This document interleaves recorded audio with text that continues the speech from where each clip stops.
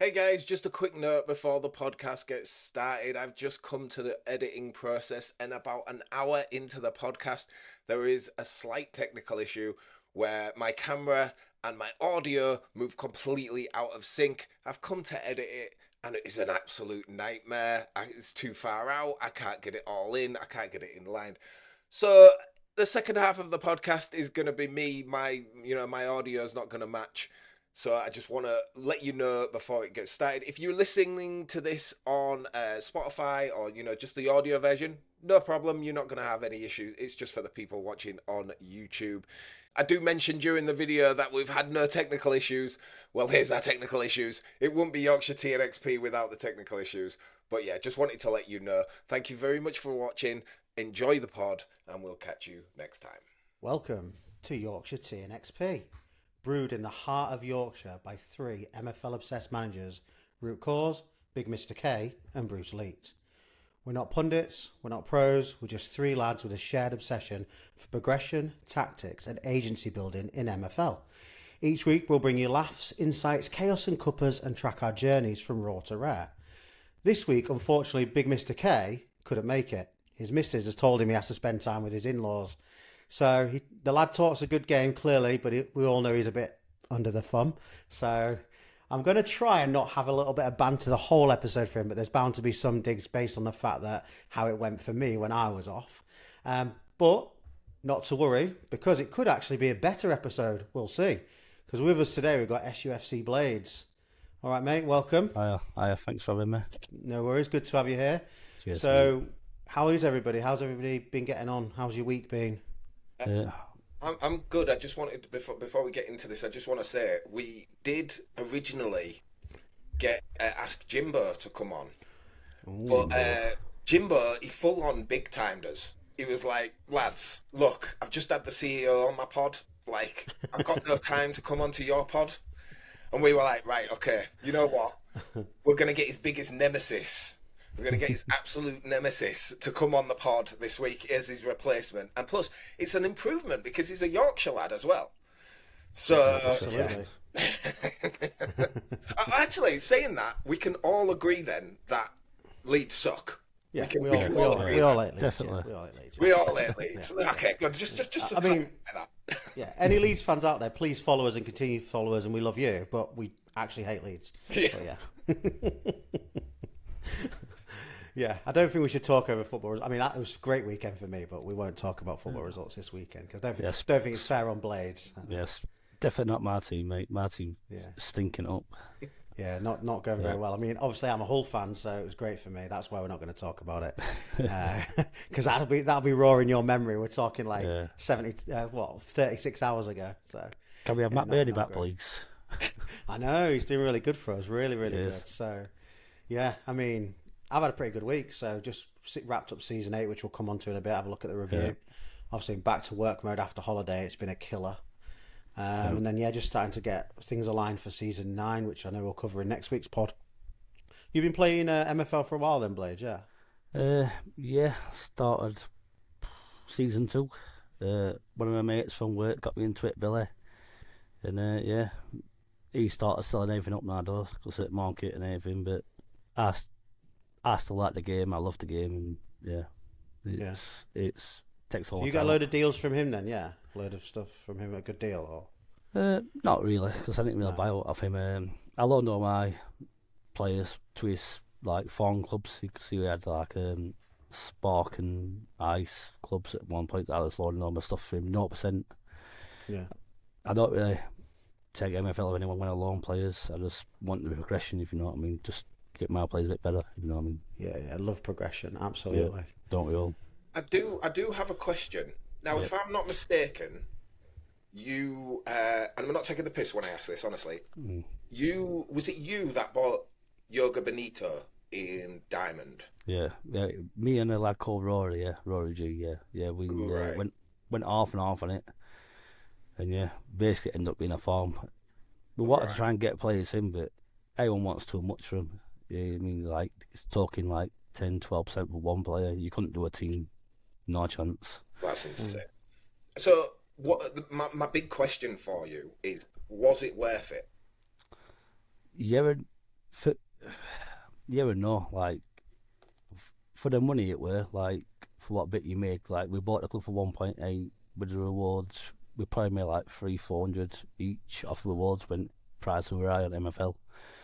We sold the club for 1.3, I believe it were, off the top of my head, off full floater, maybe 1.35, something like that. So we didn't lose money on it, but yeah, like, we could have probably farmed it again another season, but obviously Rory did it, we wanted art in it, so we sold it and we made a bit of money on it.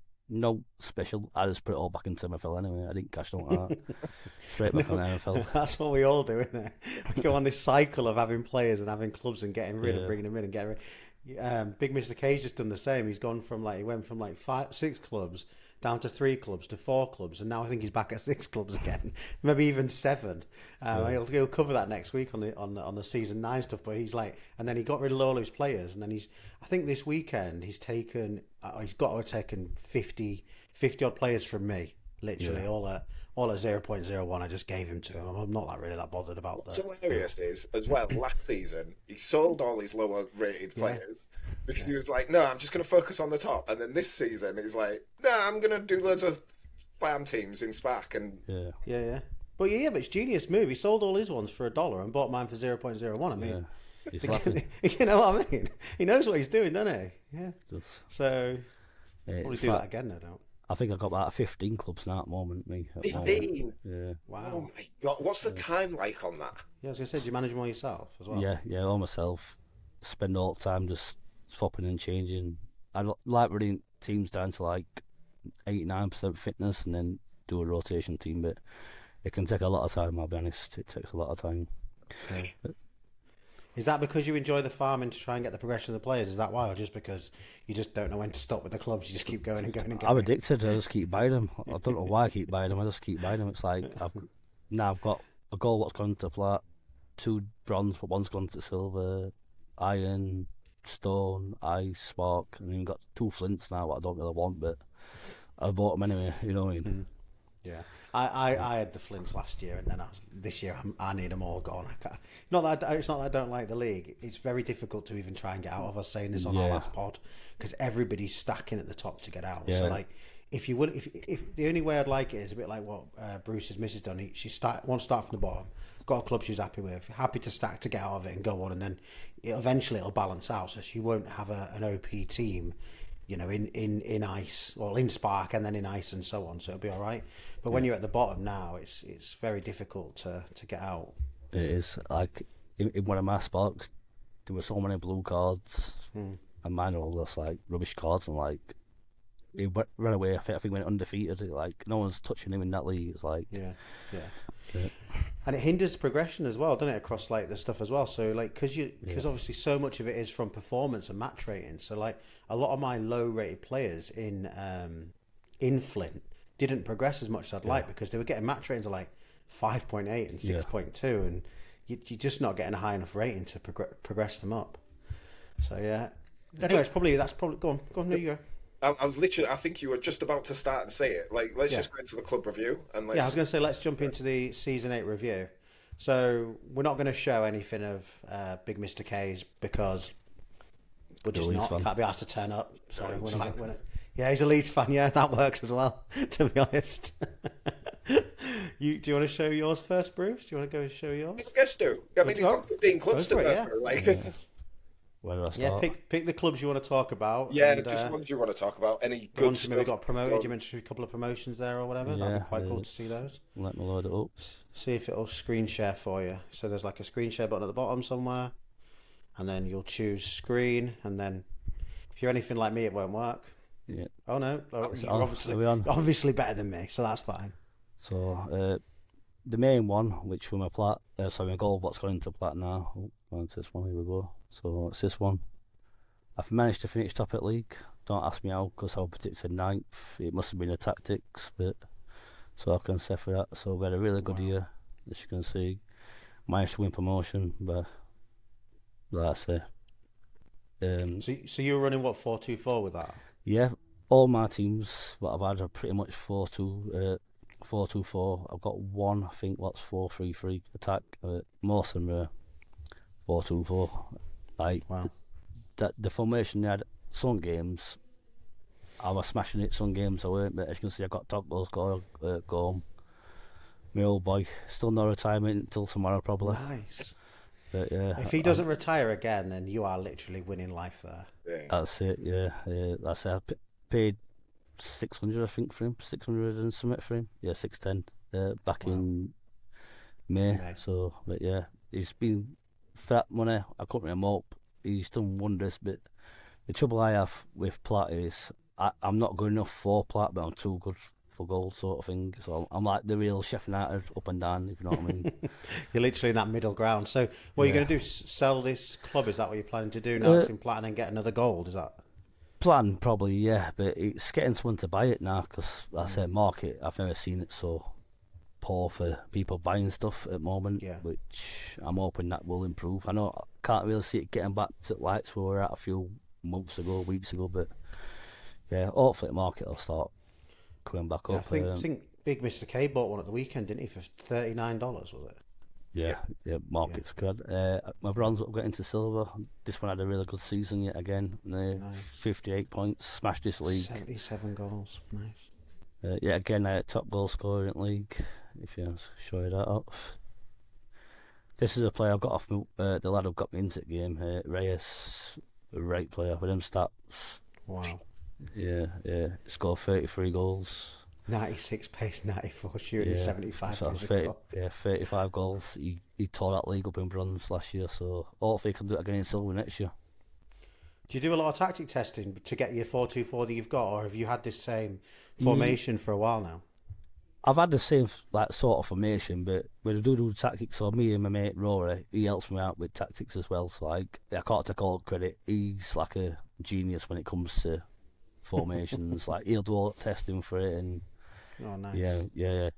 The tactics we did have been on point. Like this year, even he's had a good season where he's got teams promoted. It's like the tactics were just set perfect. Like I said, my team shouldn't be anywhere near that top, and I'm winning it by 11 points in this one. I think I predicted 4th or 5th.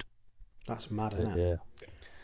Yeah, I had 4 playoff teams. All finished second, and all got promoted. So as you can see, Jimbo's favourite team. I was about to say, I just thought Norwich Tractor Boys. Yeah. I bought this one just to upset Jimbo, literally. I love that. As you can see, they finished second, and they won promotion. So the Iron, I was hoping they'd get relegated, so I could try to get them in the same league next year. But somehow he managed to up miracle and stay up. But yeah, it will be the best Norwich team in MFL shortly. Getting it 2-3 seasons, unless Jimbo pulls his socks up and does something with his wyverns, but I doubt it will. My Anaheim went up. My London one went up, so Anaheim went up. They've nice. I think this is the one that I used from 4-3-3 on. So even them had a good season. Like that team were predicted 8th, I think, in predictions, which I used to look into that a lot, thinking, oh damn, I got to progress my team higher. But after last season, a lot of them predictions is relevant anymore, because like you've got teams like mine saying the 9th, but I'm winning league. It's like, is it just the tactics, or were the predictions a bit wrong? I think with the predictions as well, I don't know if you're like me, but I go look at it as soon as it's rolled over, and I put my players in. But obviously, all the way up until it locking in, people could be changing their teams until the lock-in. Yeah. So people are doing the same out. They're looking at it, going, oh, I'm predicted 5th. All right, well, I'm going to take them players out, put these other ones in. But I don't go back and look at it. So all of a sudden, you are predicted less than probably what you'd expect. And then I do think tactics have a big play on it. I was about to say, I think tactics have a massive thing, because in my Stone League, I was actually like the 3rd strongest team, and Monkey was 2nd. But the team that finished, that were projected fair, had stronger team than both me and SR Monkey, and they finished like 7th. Wow. So, but their team was stronger than both of ours. And yeah, they were just absolutely god-awful all season. So I think tactics are a huge difference now. Yeah. Definitely. And again, is that another one promoted? Yeah. That's the name one. Actually, Sheffield won. So that's going to be a nice now. That team were predicted, I think, 10th. And I've got it to second, but yeah. Nice. Yeah, they're starting it. So what you're telling us is 4-2-4 was OP last season and nobody knew It were, beat yeah. For me, it were. For Rory, we pretty much did tactics with us. It were OP for him and all when he used it. I give Suter most of that, the tactic settings. He didn't use it in the 4-2-4 or use it in his own formation, but he used the base tactics, and he ended up getting into the playoffs now. I think he's in playoff final, Suter. Nice. So he might have a bronze because he asked for some tactics. He was struggling, so I give him what I was running, and yeah, he's flown it up as well. So it's like, what's the secret? You don't have to give us. I mean, it's a new engine soon anyway, so yeah, you don't have to tweak it. But well, what's the secret? Because I look at the 4-2-4 and I'm just like, that's going to get killed in the midfield. Mm. So there's got to be something you're doing to make it work. Like, what's the secret? Like, say, don't go into it like fully, but Yeah, don't show tactics. everything away, but just give us an overview. Yeah. But yeah, overall, let's put my team on. Tactics. So this is the team I ran in gold. And it's not a backup team, sorry. I'm gonna set it up for you quickly. yeah, I just look at that and I'm like, I mean, yeah, it's got loads in attack, but that midfield, I'm just like, Yeah. how do you control a game like that? Like, Well, I say, I have A1 on eye passing, so like the risky passing sort of thing. Risky passing. Yeah. So I think that helps a lot. Like I think people might be a bit scared to use risky passing, but I've used it since day one pretty much when I started playing, and it came into the game. I've been using risky passing all the time, and yeah, I use risky passing on my CMs, and that's about it. But yeah, I do notice when you use it, you do open up space more. Yeah, I captain my goalkeeper. I think that helps. My goalkeeper in goal were crazy. He made some right saves. Like I think there were one game I had like 2 shots and I still managed to win it. And he made like 13 saves. Jimbo streamed it on his thing, and he gave me all ribs on that joke saying how the hell have I managed to win that game, and like it's tactics, you know what I mean? But yeah, that's. I say I never think to captain a keeper. I think goalkeeper. I mean, a couple of seasons ago, I would have disagreed, but I think goalkeeper is like one of the most important positions because I feel like you've got to have a stronger goalkeeper than the rest of your team. Yeah. Because if they play crap, that's it. It's over. You don't. Yeah. Yeah, true. I'm just a bit scared because come tomorrow, my goalkeeper could get the rest in peace sign. He's 29, but he's been amazing since I bought him. I got him from No Stalker, so it's not on the X. They didn't do it, but I think I paid like $180, $200 something like that for him, and he were 83 back when I bought him. It's been amazing. Like his progression was good, and then it stopped when he got to 27. So a bit nervous. Yeah, bit nervous. This one I probably should have sold when I had some crazy offers for him, but I paid $45 for him, and yeah, with his progression. Whoa. Yeah. So like I say, I were hoping he will keep going. Probably not now. Like, but at one point, I think I like 1.2k offered on him, and I turned it down. Wow. Like for $45, I thought, well, if he's gonna progress even higher, I won't really lose him much.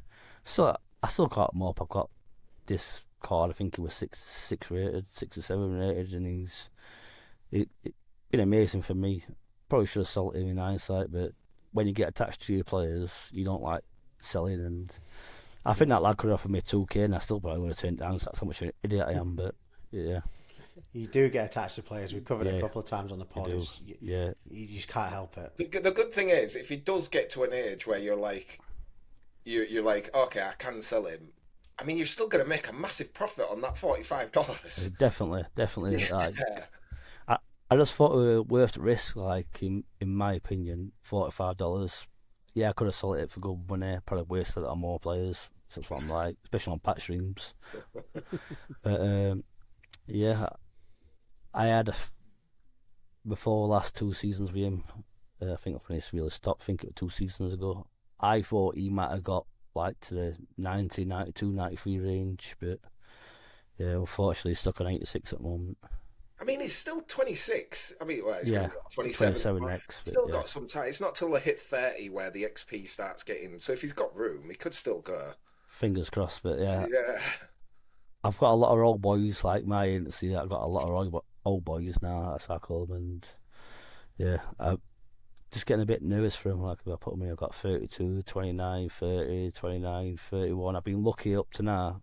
I've not had that rest in peace retirement sign come up yet, so I've been kind of lucky, but Have you got a plan? uh, Like if tomorrow you come on and all of those guys have all got the retirement icon, have you got a plan or is it just panic stations? just take it as it is. If it happens, it happens. I ain't really got no plan. I'll probably just chuck some more money into the game eventually, and yeah, but It's that cycle. I love yeah, it. yeah, but yeah. Hopefully, this tomorrow morning, I don't want to be looking at MFL. I'm hoping they all stay as they are, got one age and no retirement signs on it. But like I said, I have put the club up for sale. See if anyone did want to buy it. I know it's probably a bit high, but just it's on floaty so they can make offers if what someone was on about buying it. But yeah, I do think it probably is the best thing to try and sell it, but because I know going into next season, if I'm plat, I'm probably just going to get relegated again anyway with team players I've got because the loan market is so hard. It's like I've got probably like 6, 7 players of my own, and then I'd have to loan at least 10, 11, 12 players, and then it takes all your percentage away, then you ain't got no left. It's like I've done it last 2 seasons where I've been in plat with this team, and I've ended up coming 11th both seasons, I believe it was. So it's You know it's not strong enough. yeah. Okay. Cool. No, that's good. It's good to see. Bruce, you want to go through what your season? I can. I've had a good one. I'll just wait for Blades to stop sharing. There we go. Yeesh. So I will put it up. There we go. Okay, so we will go through this one first. I had a good run to end the season. Came in second by a point. I was really hoping these guys had dropped points on the last day, but they didn't. Fair play to them. So we went into the playoffs against Mosquito County 1-2-1, which I'm quite happy about. And the players in this team will then go to my wife. And I've got an entire ice team that should be challenging in ice, I think, for them for next season. Best attack, best defense, and I didn't really try with this, which is kind of good. So I'm pretty happy about that. First time they've been promoted. This was my first ever club, so first owner, and this will be the first time out of Spark Division. So that'll be pretty cool. But this isn't the one that I'm bothered about. It's this one. This is my baby, and we've just gone back to back, now up into Iron again. Great run to come out the end of the season, and then here.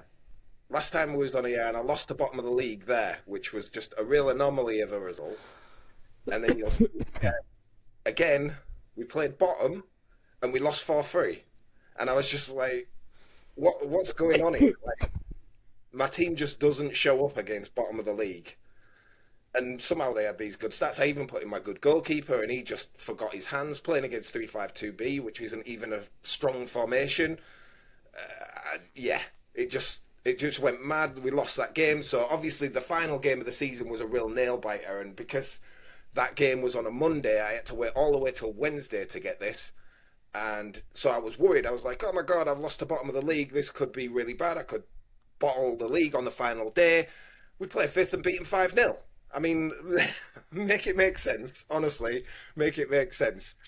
But I'm really happy with this because my team's pretty strong. I've looked at the Iron League I'm going into, and there's really, honestly, no reason I shouldn't be challenging. So I'm probably going to be aiming for back to back to back and get that Iron Trophy as well. I mean, it's going to be competitive, I imagine. But the players I've brought in, I'm having a bit of a change as well because I usually go 4-4-2 with this team. It's like my favorite formation. It's like I know it inside out, and I just want wingers. It was when we did the tactic testing and we did the 4-3-3-A, and I was like, wow, this is actually really fun. So I've got myself some wingers, and I'm going to test it out in Iron. And the little bit of testing I've done for them next season has seemed to go well. I seem to have a tactic that should work until obviously a patch comes out for the engine and I'll have to start all over again.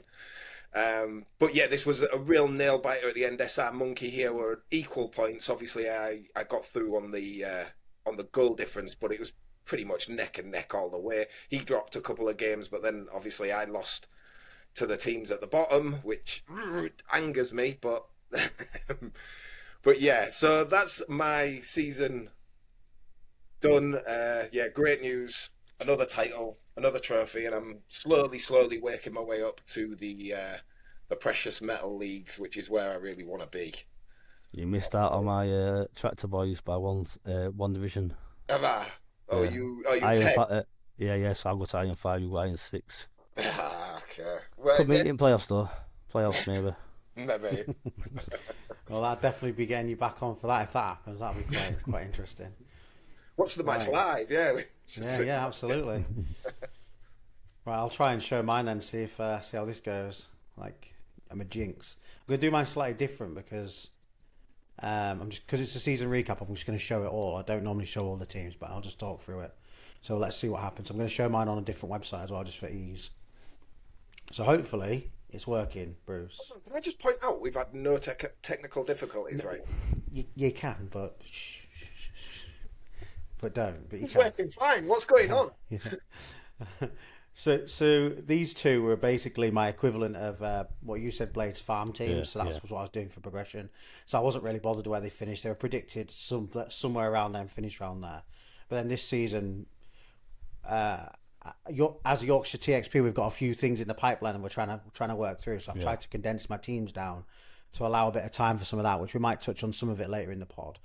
So now Big Mr. K's taken those two off me. So simple as that. They've gone. He's taken them off me. And then on the next tab, the Highways team, that's also gone because I got rid of that. I want to have 4 teams still, but I've only got, which I have got now, but they've gone completely. And then Outskirts, I've still got those. And then I'll jump onto the actual MFL site for the next bit. So I've been kind of like moving things around. So these are the 4 clubs we've got at the moment. So we've got the Rum Lads, which we'll look at for how they progressed in Dockside. But then we've got next season, we'll have Downtown Cowboys in. So if everybody remembers in the last pod, nobody really did well, I think they kind of finished where they were expected to finish, really. So Rum Lads 5th. They were predicted somewhere near that. They're 6 points off the playoffs, which isn't bad. Next season, they'll have a much stronger squad. So I had a lot of players out on loan. I've brought players in as well. In between the off season just to strengthen this team. So ideally, I'm hoping this team sort of like challenges to move up. And then I had lots of players out on loan, and then some in the Rum Lads as well, which will go to Dockside because again, they only finished 5 out of the bottom playoff spot, so it wasn't that far. And considering when you look at the ratings of the team in Spark, they're not very strong. So overall, the formation was actually doing the legwork and making it work because they're not a very strong squad. But next season, for all those listeners out there that are in my league, be prepared because these are going to have lots of. I think the average of the top 16 is going to be about 66. So I'm going to stack them with all the players that I sent out on loan. I'm going to keep, and all the other players I had, I'm going to keep, and just to basically get them into ice because, as I've talked about before, they need to flip flop. And then the third main team will become these ones, which are in ice at the moment. And they're just getting relegated, basically. So I just picked them up today after I sold a different one. And the idea will be just to hopefully challenge in Spark. But again, I'm not worried if they don't get progression. And then I will have another Spark. I don't want to farm in Flint. I want to farm in Spark. And that's what I've decided, which is why I've done what I've done. I think Adam I think Big Mr. K wants to like do it at the bottom because he wants to tactic test and do loads of different stuff, and I just don't want to. But it's finding that balance in it. Like, so overall, it was just an average season. So hopefully, going into season 9, we can challenge a bit better. But I think it's that thing about a bit like what you just said there, Blaze. Like you've done so well, you've gone up, but now you don't want to be up. You kind of want that same team down, and it's finding that balance of how to make that work, because it's real tricky, because we all strive for glory, don't we, to win, and then you go up and you're like, oh, right, not ready for that. It's like even my SF form teams, like more worse teams, like even they've all gone up, and I'm like, that a 9-1, that should have been no chance to win up, and it's ended up winning up. It's like, now that's gone to believe Stone now, so now I've got to get Stone players in, got to get Iron teams in. It's like silver. It's gonna be crazy this week. But this is what how the cycle works, and that's one of the things that makes it exciting as well. Because, like you say, I kind of got rid of 3 Flints, and I'm going to get rid of the Spark, but I'll bring in another Spark, but I'll be in a completely different league. Like the Spark I've just brought in is nothing like the Spark, because I actually got rid of a Spark to bring that Spark in, purely because it's a location-based thing. Yeah. So now I'm up against a different league, a different structure, and a different way up and down, really. So it'd be quite interesting. It's a bit like me. Like, I try and get Sheffield United gloves, but I've been buying Irish ones just to upset Rory, because he's Irish. So I buy him for he's them at market. I love that. So it sounds like you two had really successful seasons, and I had just a run-of-the-mill season. And like you say, big Mr. K, we don't care, mate. We don't. Leeds. We don't care. Yeah, he's Leeds. We're not interested. About that. But even if we talked about it, by the time next week comes, he'll have different clubs. Yeah. I think if he could change during the season, it'd just change. I literally would like to know what he'd change more: his underwear or his clubs, because I'm gonna say his clubs. There's only one club worse than Leeds. That's the Wyburns Norwich, Jimbo. Jimbo's going to love it, isn't he? Before we go on, I do want to say, I was only joking about Jimbo. He didn't big time us. He couldn't make. He's coming on next week. Yeah. So, Blades, get your shots in now. I will do, don't worry. You get your shots in now, because he will be on next week. Hot off the press. We'll announce that mid-pod, so that's a good thing. Rather than do it at the end, if people are really listening, there you go. There's a preview. We've got Jimbo on next week. But I already said to Jimbo, if they like his celebrity boxing matches, but they did it for MFL, but me and Jimbo, definitely. That'd be good. You know what? They're talking about organising an event, aren't they? I'm not saying you can hire them big suits, can't you? Yeah. You just get you in those and do it in one of those instead, so it's a bit more fun and less chance of someone breaking their nose. Yeah. Cool. Well, that's fine. That's great. So I think we'll come on to the topic of the week, or topics of the week. So this week, I know we haven't really prepped you, Blades, but I'm sure you'll have a lot to say about it. Currently, the topics of the week, but again, if we cover them in quick time and you want to go on to something else, chuck something in the mix, we always go off on tangents, as you can tell. But we've got trial clubs and match plans. Now, I know if we start with trial clubs first, because it's just obviously it's kind of isolation, and I would imagine the match plans will lead us straight into tactics corner anyway, because I would imagine, knowing Bruce how I know him, even after only these sort of like 6-7 weeks of podding together or whatever it's been, I know he will have been messing around with that, and he knows that I won't have been. So that's kind of where that is. So who wants to go first on their thoughts around trial clubs? Positives, negatives, pros, cons, or just your thoughts about it? Who wants to jump in first? Bruce, kick us off. I was kind of surprised, and I thought there'd be more. I can't say it, because I think people are happy about trial clubs and they think it's cool, but it didn't have the positive thing I thought it would. Okay. The positive feedback I thought it would, but I think that's mainly because it doesn't directly affect us. Like it's got nothing to do with us. We can't do it. Like, we can get our friends in, but us directly, it doesn't really affect us. But in the end, it really does, because I remember when I first joined, before I started like looking into it properly, I was like, $80 for a club, and I don't even know if the game's any good. Like, but obviously then I'm a different sort of person. I went and watched every single MFL video I could find on YouTube, and I was like, you know what, this will be good. Whereas other people won't do that. And this is a perfect opportunity. It gives them a full season. They get pretty much all of the things they can do. There are some restrictions on the revenue, and I get that. But most people, Flint, 2 days before the season starts, 2 days before the season starts, people are desperate to get their players in just a club, just to get training. So they'll be able to get players for 0%, no problem. And yeah, it's just really good. It's a shame we can't try out all the new stuff, like when they said about the club, and you'll Hmm. get to they'll The give you onboarding, suggestions you mean? and The the name, onboarding? yeah, the onboarding. We won't get a chance to do any No, of that, no. but I think that'll be cool, and then it'll generate the logo with the AI, and I think that Yeah, stuff's going to be really, really cool, and it, yeah, it will attract more people, and that is a massive benefit to us because the more people are playing, the problem at the minute right now with the market is lack of liquidity. Most yeah, people are here.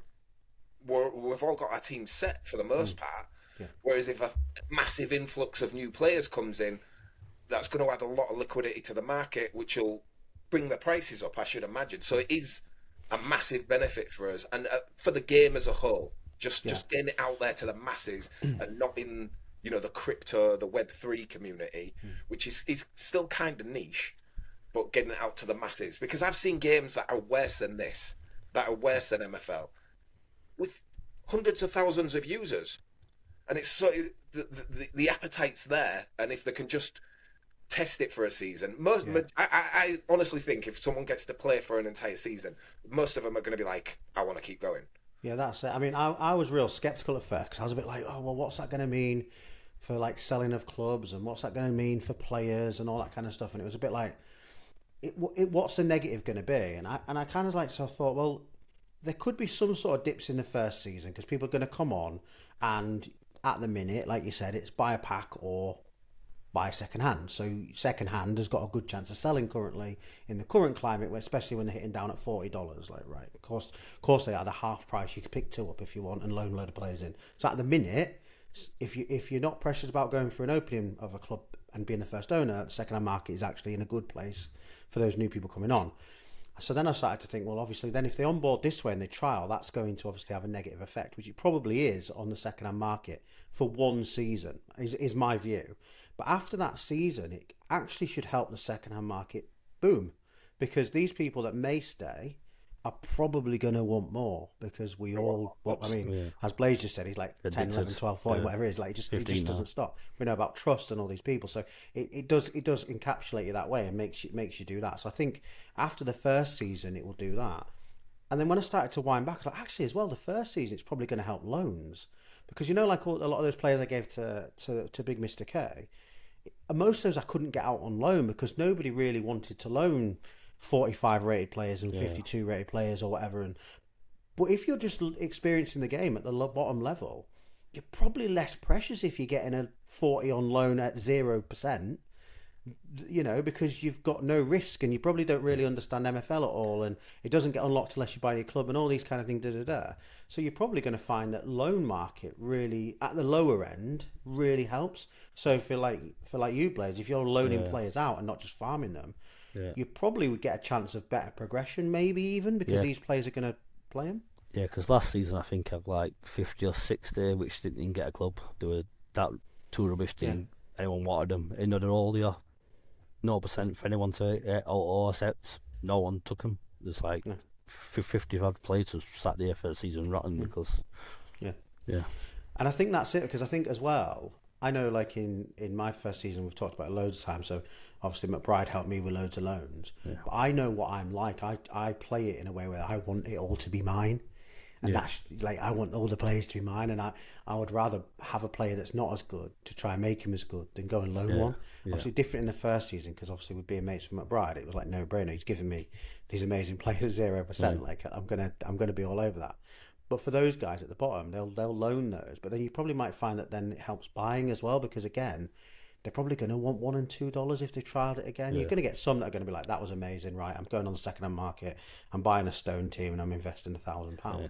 Once You they get get some that of them, addiction, Yeah. like once they see what it's like, the game's like, and they get that addiction of playing through like a full season, yeah, You just got to think anything in life that you've ever tried that you've then gone on to buy. I bet you've bought more.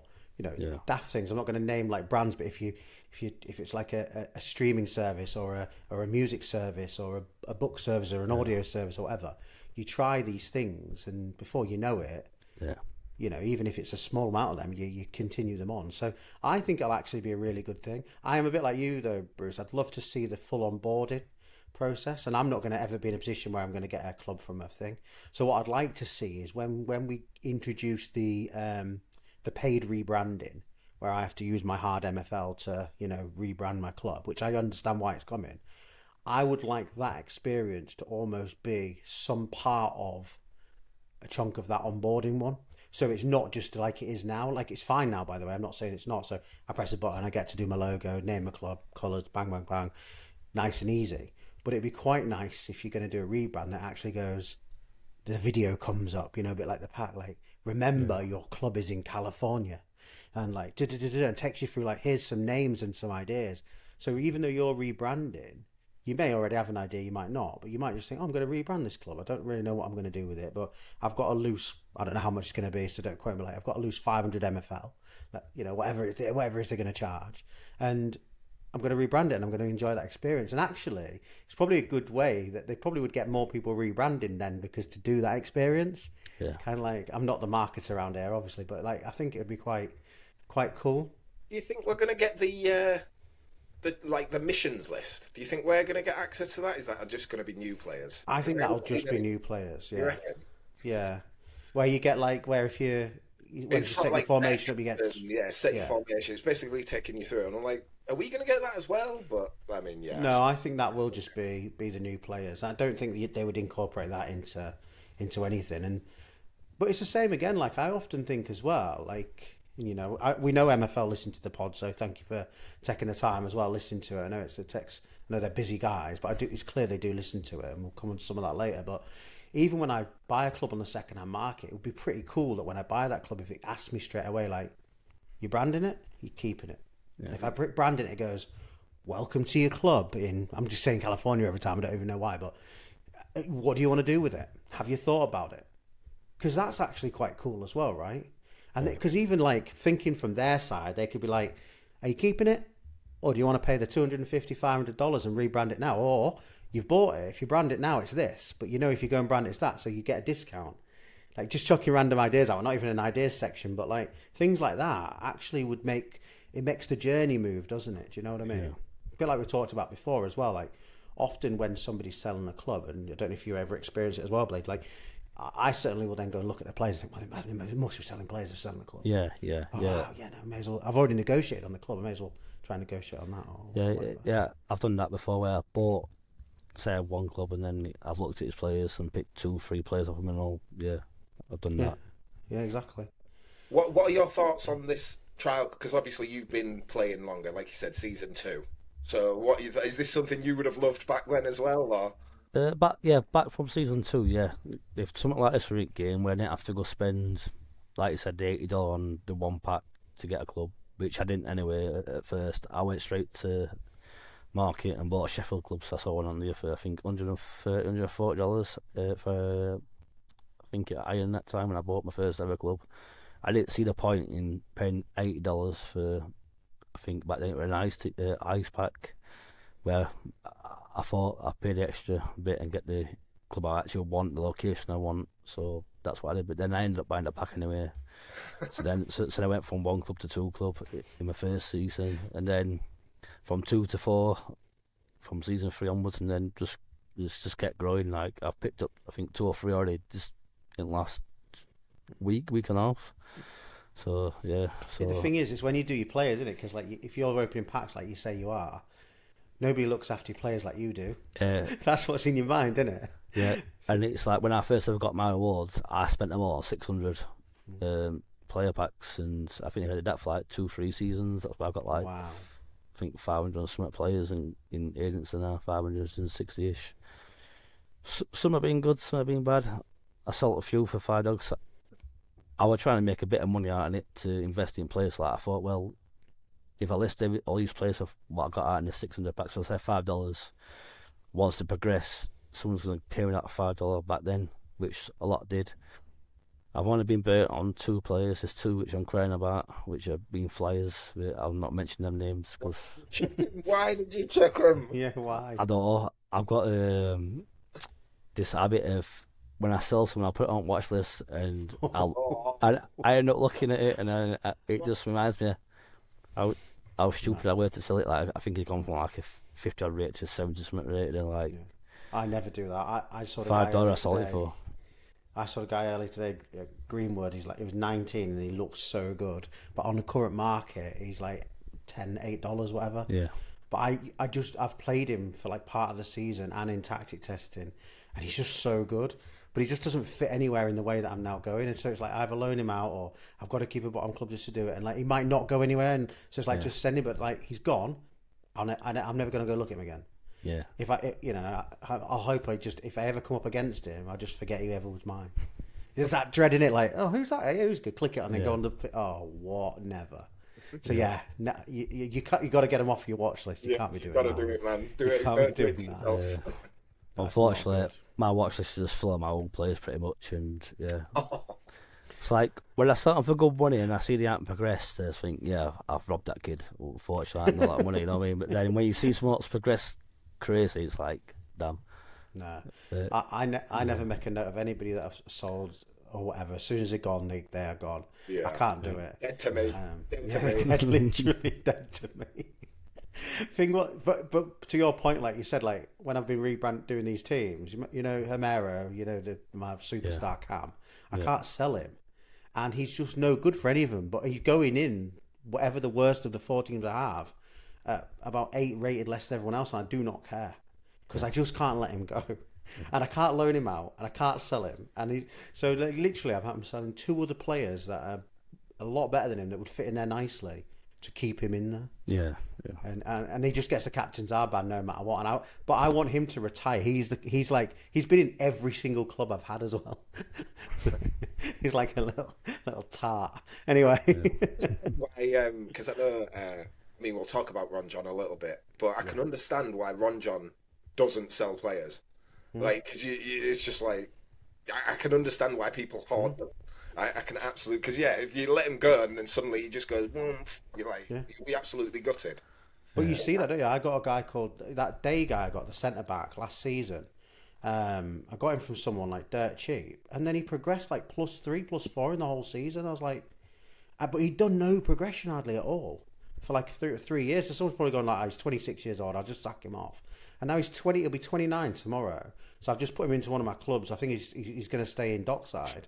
Because he's fine to help them get up, but he's so good now because he's literally gone up a +4, and that person, but his age is going up, so it's probably not. It balances out, but if that happens when you get a younger player, like say 19, 20, and they've got all those years ahead, it is nerve-wracking selling a player. Yes. So anyway, well, that leads us on to match plans. So I am definitely not going to lead this one. I'll just be hands up. I've clicked the button and I've had a quick look, but even in my tactic testing, which we'll jump onto the next section, I've not done anything with match plans. Pure reason for that is once rollover day happens and I put all my players in the squads they're going to be in, that's when I'll do my tactic testing with my match plans.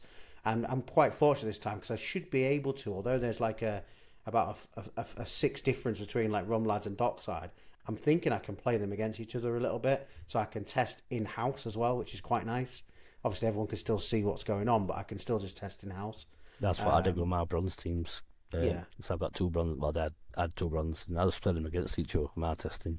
Yeah, I think that's just a good way of doing it as well. So, Bruce, do you want to lead on this one, or you can, Blaze, if you've done anything with match plans, whichever one of you. Have you tested all blades? Not really, no. A bit like rootcoors. I just said, like, I wait till once roller's done. I've got all my players in my set team because I've got a load of lone players like him. I call one like Rondo and Striker. I love him to sell him. Mando is an old boy. I can't ever see him selling him. But that Abdi kid I had was saying last year in goal for me. But that's Rondon's playing, not mine. So I've got to replace him now. So I've not done much testing at the moment. I've done 1 or 2 against Jimbo's team with myself, which I battered him on a few games, which I'm happy about. But apart from that, I've not. Next week's pod's going to be so funny as well. Follow on from this. Oh, wow. Apart from that, I've not really done much testing yet. Like I said, once I've got my own players in my team, that's when I'll do my testing. But it's just getting your team set up first. Definitely. Well, you may as well lead on your thoughts around it, Bruce, because like you say, I don't have many. I've played with it. It was exactly as I thought it would be. Like when we first discussed it, when it was first announced that it was coming, and I said like it's going to be this minute, we're winning by this many goals. It's exactly like that. Um, I'm still testing it out because you can only do team instructions, and I'm Okay. like, well, if I've got on my individual instructions, say my right back's set to attack, and then in the 75th minute I want set my team instructions to defend. Does that carry over to my defender as well? It won't do, will it? I mean, that's why. But that's the thing as well because I've tested it in some of the games we've done, and it's sort of like 71st minute we're winning. I want to see the game out. Go to defensive. We do see the game out. So I'm like, maybe, but obviously I need more testing to know. I can see why they've done the teams and not individual because I think it'd get a bit messy if you did individual. But I would like to know if I don't think the team's ever going to tell us. It's something we're going to have to work out ourselves. But yeah, like I said, if we're losing and I put team attacking to defensive, does everybody's individual instructions go to that? But Good question. it's quite effective. Like I said, the main thing I will want it for is seeing games out because I had a couple of games where it was like I was winning 2-0 and against the bottom team lost 3-2 because we kept attacking and I'm like nah. So that's going to be really helpful for me. It's going to be even better when substitutes come in. Yeah. I think that's going to be. I mean, this is good. It's cool. It'll do little bits. I can see how some people are going to get mad with it. Like some people you're not going to know because like if they set it and they set it for because I think it was 15 minutes. I can't remember the lowest, but some people are going to be like, yeah, straight away change, and changing the tactics throughout the match, which is going to be an absolute nightmare, and that's going to be a new puzzle for us to all solve. So I think that's really really cool, but it's going to be way better once substitutes come in. I think Yeah. that's where this feature is going to really really shine. Because it says they're going to include subs and more. So maybe what you just talked around there about can it override a player? Because it'd be quite cool that if you go defensive, that's the team instruction, but you want to go override these players as well, don't you? Because you might not want to override every player. So I know what you mean. So you kind of want the next granular layer down, don't you? You're kind of wanting to go down little. the next bit. I just want to know because even if it doesn't, then I can think of that in my original tactic, and I could be like, okay, if I'm going to go defensive in the 75th minute, I maybe don't want him on attacking. I maybe put him into balanced instead, so that when everyone else is defending, he's not halfway up the pitch in the winger spot. Like, I guess that's the tricky one, isn't it? Because the only way, because I think so. At the minute, in your mind, if you've got the team instructions set as defensive, right? When you put someone on attacking, do you think that's the same level of attacking? It's quite a long-winded question, actually. Same level of attacking, and as if the team was on balanced. So do you think it's the same, or do you think balance to attacking is different from defence to attacking for the players? Because it's interesting, isn't it? Because two fundamentally different things there as well, even when you're setting up initially. well, what I've noticed so far is if I put my team instruction onto attacking, Yeah. and then I leave my attackers on attacking, but say I want to put my defenders onto more defensive, my fullbacks onto balanced. But then when I do it the other way and I put my team instruction on balanced, and then I individually put my attackers on more offensive, I'm definitely more attacking. I generate more shots when the team instruction is more. Does that make sense? It does make sense. You know what I mean? You know, in one way you've used it, and you go to the match report and it shows you your team. Obviously, because it happens in real time, where it then obviously changes to the match plan. In the match report, is there something there as well that shows you anything like that, or is it just like it is now, where it just shows you the starting setup? Yeah, I think it shows you in the where the goals are on the main page, and it says goals half time. It'll say on there like this team's changed to whatever their tactics call. But I haven't seen anything. But if you click into that, does it not give you any details? What I mean, there's no detail. I've not looked. I'll be honest, I haven't looked like in the match report for that. So I am actually going to go through match reports so we can check that in tactics corner. And I think when we jump into tactics corner, I think we do. I think it's a great addition. I think it looks 100%. Good. It just gives us more control. Gives us more tactical control, which is always a good thing. Yeah. And like you say, it's kind of interesting how people will set it up, isn't it? Because it's like, imagine you, like a bit like you've said there, like I'm 1-0 up and I'm at half time. So I'm going to go from attacking to balanced. I'm 1-0 up and I'm at 65 minutes. Then the next one would kick in if you wanted to go defensive. But then somebody scores a goal, so it brings it 1-1 at 66 minutes, let's just say. You'd have an anytime one, wouldn't you, saying if we levelled again, do this? Is that how that would work? Because you're building that plan out, aren't you? You're almost building. It's almost scenario building, isn't it? Yeah, that's what it is. Yeah. Because you'd go, if we go to a draw, I want to do this. Because a draw at that time, yeah, I do need to play with it, and that's why I said a bit like I was saying earlier. I need my players in there. Yeah, people are going to get mad with it because you can have 10 tactics set. You can set 10. And 10 live in that one match. So that's going to be mad. Some people are going to go crazy with that. And they're going to. If I go 1-0 down, I'm going everybody on attack, everybody all out attack, and everybody bomb it and direct. And then when I go 2-0 down, I need another go Lionel Messi. Yeah, an extra, more attacking, more. Yeah. But that's the thing, isn't it? Like, if you go 1-0 down in 5 minutes, you're not automatically going to change your tactics, are you? That's the interesting bit in your mind. It's literally linking that Football Manager world up. Like, Football Manager, you do it live, so all I'm thinking in my head is, like, what would I do in Football Manager when? And how do I then make that be automated here? Well, that could, like I said, that could also be a problem because if you do after 15 minutes, if I'm 1-0 down and I go all out attack, that could actually ruin your team as well. You could end up getting beat 4 or 5-0 because you've gone attacking. It's an entire, like I said, it's an entire new puzzle that we've got to work out, and I'm so here for it. And do you think substitutes will be predefined as well then? Like, on this minute, change this person for this minute. Yeah. If someone gets a red card, when injuries come in, an injury, do this. So it'll be predefined. But do you think it'll work in the same way that it only happens based on a score as well, rather than in the 65th minute, change this person? I think it'll be just like this. You'll have this minute, change this guy if we're winning, but you'll also have an anytime, at the 65 minute, no matter what, this guy comes in. You'll have that.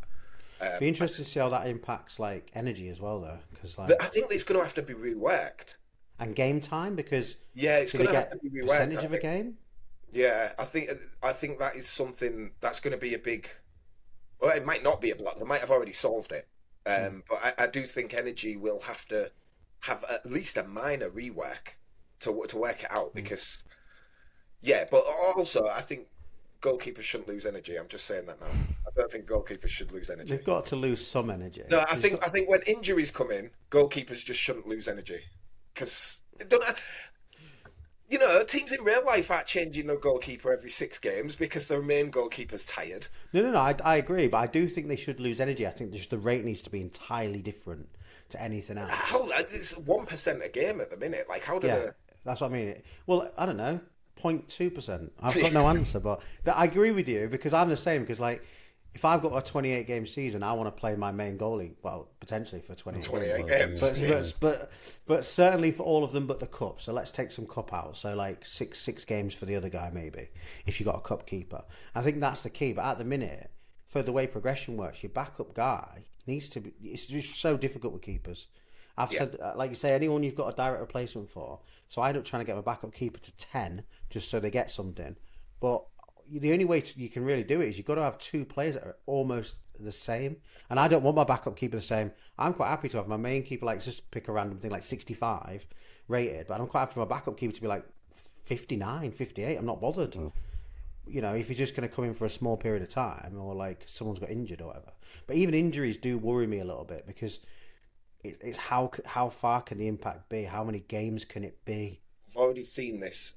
Mathurin talked about it when I think it was the photorealistic players, and he was on Wenderk, and he said it's not going to be a player gets injured for half the season. He says it's going to work more like suspensions, but slightly longer. So a bad injury might be 3 games. And that's a bad injury from what he said. So I don't think it's going to have that bad of an impact. I think it's going to be a lot more fun because, you're going to have bigger squads and stuff like that. So, I don't think it's going to be oh, my God, I've just bought this guy for $500 and he's injured for 2 seasons. He's broke his leg. It's not going to be like that, which is good. So, especially when you got old boys like me. Yeah, exactly. Yeah. Well, that's the other thing. The older they get, the more injury prone they get. Is there injury proneness built into a player? Because that's the other thing for me. Like, because if you're going to bring injuries in, how do people get injured? Right, don't answer that one. Like, yes, they have a bad tackle. I get it. I kind of more mean like, is someone more injury prone than somebody else, which is normal human nature, right? Yeah. So, is that how it's going to be built in? So then, I imagine. And again, I've got no information. I'm just imagining what I've seen elsewhere and what would work. I'd imagine it at first. There's going to be a percentage. It might be linked to fitness. Like if you keep your guys at above 92%, you might not have any injuries like at all. I think also there's going to be like training injuries where it's just like a 0.5% someone gets injured this training session or something like that, and he's out for a game. That's what I suspect. But I also do think it'll be linked to fitness in some way. So as long as you look after your players, I don't think it'll be as bad as people think. yeah, I think all these things make a good idea there, because they all add to the realism of the game to make it as close to realistic as you want. Like you say, it's always a fine balance when there's money involved, and I think that's why they took such a long time over making sure they get it right. And I think, well, certainly since I've been playing the game, which is obviously a few seasons now, everything that they've brought in has clearly been thought out, because probably 10 out of 10 times, not even 9 out of 10, it goes smooth. It just goes well. So like trial clubs, and I've seen the interviews where it's been being talked about, it will work. It's just like you say, for us people that are on it. Same with this setup of the match plans is going to be an absolute game changer for it. And it'd be so interesting, because it'd be interesting, like, do you need them, do you not? How, depending on your team, like, how's it going to affect, like, you, Blaze, like, where your 4-2-4 really, really works, like, how are you going to utilise that to park the bus? But if you park the bus a little bit, which you weren't doing already, does that then make you susceptible to getting a lot more shots and goals against you? Counter attack. I wish, and hopefully this is something we'll do in the future, they allow us to change the formation. In game, I think, because if you're playing a 4-2-4 and then you want to go defensive to see the game out, 4-2-4 is not really set for that, is it? Really? No. So you'd maybe want to go to a 4-4-2 or something like that. I think that'd be. I mean, baby steps. We've got the feature; it's cool. But I think in future it'd be cool to be able to rework your formation to be more of what you want. I think the 4-2-4 works. Well, it did for me this year, because I was getting so many goals on counter attack, I believe. Because like their stats might have been like 10, 15 shots. Some games I was getting 2 or 3 shots, and I'm still winning the match 2-1 or 1-0. It's like some games I looked at and I'm thinking, there's no way in hell I should have beat that kid with the match he had and stuff. But I call it Chris Wilder ball. But, Chris Wilder. But if you've got those fast players and you're hitting it direct, pace skills, you're hitting it, then they're going to be on the attack, aren't they, quickly? So that's probably where you're getting it. But those are things that are interesting, because it will, with the match plans as well, it will make you rethink about players you're getting for lots of different reasons, especially when substitutes come in, because when subs come in, I'm going to want a really fast person to bring on in the second half, if energy and stuff's taken into consideration. So I'm thinking, well, does that mean their back line's all got a little bit tired? Well, I want like a 80 rated on. He doesn't even have to be the world's best passer. He just needs to be fast, so he gets in a position to be a little bit able to pass or shoot or whatever. Yeah, I think it's going to be interesting on the Discord, because I mean, the start of season always is new engine. The start of season always is, but now with these, I think it's going to be interesting on the Discord. Yeah, it will be, and the good thing is that the reason it will work really well is at the minute, like when you start a game and you see someone else's ratings and you go to the screen, you got defense, mid attack, and you're like, okay, and then you see what they've set up at. You obviously don't know any of the individual instructions and team instructions, but you've got a rough idea of what it's set up at. And as this evolves, when you score, like literally within a few minutes, they could be on all out attack, and you're like, whoa. We don't deal with that because we looked okay, and now all of a sudden they're coming at you. So it should make watching the games more exciting as well, because if people do utilise the feature, which they will so much this season and so much as seasons go on, it will become like really, really key. Because, like you say, I am quite extreme. Like, if I go one down, I'm all out attack. Are you going to be using it, Blades, or are you going to be like? Is it going to be a part? Because for me, I'm definitely going to utilize it. Or are you just going to be like, that's it, I've set my tactic, go? Probably was keep my tactics in the school yet. Probably with 15 teams for what. I might use it on my main team or like my first best 2 teams, but on my lower league ones, I'll probably just pick that tactic and stick with it. Like I've all season, I've stuck with a 4-2-4 all year. And yeah, like I say, I think about like 7-8 clubs promoted. Not one's got relegated. They've all done better than I thought, so it's worked. I said on Wendick's Jimbo stream that I'm petitioning to keep this match engine we had, because it's been the best engine I've ever had. Of course you are. It's been the best I've ever had on NFL with tactics, but they've been on point. Part of me is feeling worried about the next engine, because I've got to try and get something as good. If I can't get anything as good, I might have 10 relegations next month. You know what I mean? Start fine balancing it, if you know what I mean. But of course it is. But I think that's interesting around the match plans and how people use it, because that's the thing with any new feature, because you're skeptical. Remember, like I was saying to you, like I didn't want to even use the attacking and defensive tendencies. Because I was just like, when I was putting it on, everything just changed massively. And I just was like, well, that one button's affecting everything else, which it obviously should. But then you've got to rework everything else. And I think that's just going to be interesting. But the other thing as well is when you've got clubs like you've got, that many Blades, like I've said a few times, I know MFL are picking it up. Hopefully they'll bring it at some point. Is that copying your tactics between your own clubs? Copying your match plans between your own clubs. That'd be amazing, that just to put what you want you mean onto all your clubs. That'd be amazing, because the amount of time it takes to put it all onto all of them. Because I play the same formation, like the slider. So I'll zoom in 500, get my next tab, zoom in 500. I'm like, right, is that literally there? Because my OCD won't let it be one blob the right way. Because imagine if it's one out, right? This is going to just bear with me on this one. It's one out, and that team's doing really well, and that one's not. And I find out that slider's one blip out. That's going to be the whole reason why. I mean, clearly it's not going to be just that reason, but in my mind I'll be like, really? Because I was one notch to the wrong. Oh no, I need to copy it. I need to be able to copy and paste it. Cool. Well, that's probably an apt time to dive into the tactics corner anyway. So we're doing 4-2-3-1 this time round.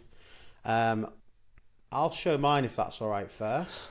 Yeah, go for it. And then, because you've got some match plans, and we might have a look at your match reports, whereas mine are probably, I'm not Mr. Tactics like you, so like I'll just quickly show where I got to with some of mine. Let's have a look. Screen, dockside. Okay, so this is the start of mine. I weren't scoring many, but I also weren't losing really, and then until I started changing it. So what I ended up doing is, I drew my first game, then won, and I'll show the tactics in a minute, and then drew and won, and it just continued kind of like that, and then I started to lose. So what I did is I went to the extreme, because I felt the tactic was really good, and I was like, well, how do I break it almost to try and break it? So then I broke it, as you can see here, and then I knew how to get it back. So then this is where I got to by the end of a finished tactic. So these sort of like 3 at the end are almost the same as when I was back here getting the draws and wins. So I know how to break it and I know how to bring it back, but I don't know how to get it to become a fully winning tactic yet. I mean, it's on its way there. So I'll show you the iteration of that now and how I got on it. But I do think it comes down to the players you've got as well. I know I say this every time we do tactic testing, but like, even though this guy's a right midfielder and he's 55 rated, I mean, he's not. Like, we'll look at him. He's literally, where are you? I mean, look at his rating. He's not a right midfielder. He's a central defensive midfielder at best. He's got no passing, no shooting, and can't move. But he's the right midfielder I had to use. So I wonder if with this tactics that I've got, and obviously I'll share it on the screen and some of the instructions, anyone out there that can play a 4-2-3-1, we'd love you to give it a go with some players that can actually play in the positions. This is kind of the setup I've landed on. So for those listening and not watching, we're kind of like a third up from the middle on the attacking width. We've got directness, going direct, balance flanks, take less long shots, cross more often, dribble less because I just don't think dribbling on this engine's been that great. Attacking in the middle, and then pretty much again a third up on the depth and the compactness. Trigger more often, balanced aggression, and clear the ball. And I feel like I'm going to try this setup exactly as you see here with my teams when I get it in, even with the 4-1-2-1-2 narrow, because I really like how it works. And even though this formation, the only difference is like what this guy's going to shift here, this guy's going to shift there, and that. It's not massively different. So I'm going to try it out anyway and see how it pans out. And then instructions wise, I think we all know what the keeper's going to be on. Like, yeah. It doesn't really. It's no different. And then it's a bit similar. All these guys at the right back and full backs, I always have them on more aggressive, regardless of what I do. I just find that it helps them close down the ball and stop some crosses coming in. So I always do that. Standard stuff. Low freedom, more defensive on the centre backs. Pretty much standard. And then this is where going forward, I've actually had to have to think of the players themselves, whereas normally I try and keep a bit of balance. So this one, left centre back's on conservative passing because he's like 50, but being more aggressive. And then the other DM, more aggressive, but he's gone risky passing, even though he's 60, which isn't high. But I wanted ideally to have both my CDMs being risky, but I clearly couldn't do that when someone's on 50. But they're both, like, he's on low roaming and he's not. So the one should stay back and ping the long balls, and then this guy that's allowed to move a little bit more will do the short passing, is the plan. So he's short. So the left CDM's short passing on the left, basically, yeah? This guy's risky passing on the right. And if we come up to the front, we'll start on the right-hand side. The right guy, he's not taking any long shots because he can't shoot. He's more aggressive and more offensive still. And what I've been toying with on him is I've had him on conservative passing. And when I do that, that's usually when I end up drawing. And I don't know if that's just because he's just not very good at stuff. But what I was trying to do is get a bit of a balance where the left-hand side had some conservative passing and risky, and the right-hand side had some conservative passing, and then in the middle, some risky. So it's kind of like spreading out where it comes from, really, where they can make the challenges from. So the cam's on again, balance long shots, risky and high. So we kind of got low long shots on the right, balanced in the middle, and then again more long shots on the left. So again, just trying to spread the diversity of the game really and how the players do, but trying to play to their qualities going forward, which is what I try and do in most of my tactics. So again, they're all high aggression, more offensive, and the same with this, more aggressive. I've got a question. Go on. So you've got 7 players set to more aggressive. Yeah. So why don't you just put the team instruction on more aggressive, and then just put the balanced aggression on the 4 players you haven't? Yeah, see, that's like what I was talking about earlier. Like, how do you think the buttons work? Now, I think if I'm telling my whole team to be aggressive, just the way it is in my mind, I know I'm going to pull some of them back, but everybody then, even though they've already got it individually, in my mind, I feel like the whole team's going out there with an aggressive mindset. But the whole team is, because you've these seven are being aggressive when they need to be, is how I see it. So what I would see is this guy, when he's on more aggressive, right, the left back, the way I see it play out, or the way I believe it plays out, which is potentially wrong, is he's more aggressive when he needs to be. He's just not always more aggressive. Okay. Whereas if it's on the team, I kind of feel like it's a bit like attacking tendency. I feel like if it's on that, everybody's always thinking about attacking.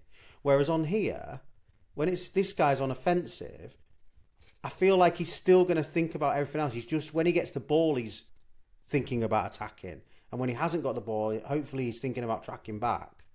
Fair enough. Do you see what I mean? That's the only... The logic makes sense. It's the logic... Well, it's how my mind works. But I get what you mean. Like, put it on 1 and just change 3. Yeah. Rather than put it on 7. But, yeah, that's just... Plus, as well, like I say, when you're tactic testing, or certainly... maybe if you're keeping it for the season, when you're tactic testing, like, in the next game, I could bring this down here, couldn't I? Or, do you know what I mean? Because you're trying to find the rhythm. And if I brought in, like, say, this guy and he wasn't very aggressive, so I'm bringing him in here, like, I'd maybe then want to tell him to be, like, less aggressive. Because I'm making a change. Because don't forget, I'm rotating every game, probably like 3 or 4 people every match almost, or whatever, trying to keep that rotation going. So if I'm going in here, That's my only logic to me. I can control it better per person. So that's that really. And like you say, match plans I didn't touch on, and set pieces I just left them as it is. But yeah, it was all right. I didn't mind it. I liked the setup as a team, but I think I said that last week as well. I feel like I'm getting to grips with the team stuff, and what I need to just do more is the tactic testing, even for my own season, because I kind of like stick with my formation and just make a few tweaks.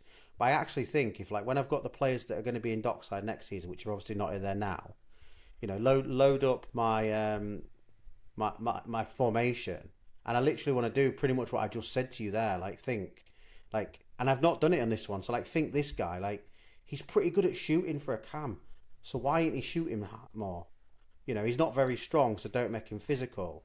But this guy, if any of them are really strong, get it on there. Do you know what I mean? Even I never put my attackers on it, but he's 66, so maybe make him more aggressive. Use his physicality, and I think that's what I need to do going to the next one. Think a little bit more, and if again this one's really pacey, give him a bit more freedom maybe. So yeah, but yeah, that was how I got on really. So I've gone through the instructions, worked out pretty well. I think the results were okay. Like you say, we won, drew, won. This was when I was trying to break it intentionally so I could understand why my tactic was working, and then before that, it was again just draws and wins. We weren't seeing any games out, but nearly all those clubs. I mean, if anybody goes to my thing and clicks through them, more often than not, they were similarly balanced, if not a little bit better. A couple were a little bit worse, but yeah, that's kind of me really. Cool. It was good tactic though. I liked it. Cool. Do you want to share yours, Blades? I didn't get a chance to do much. Obviously, I've got kids and stuff at weekends, so I'm busy with them. But the one I'm just let me load it up. I'm just literally doing one right now. Match. Yeah.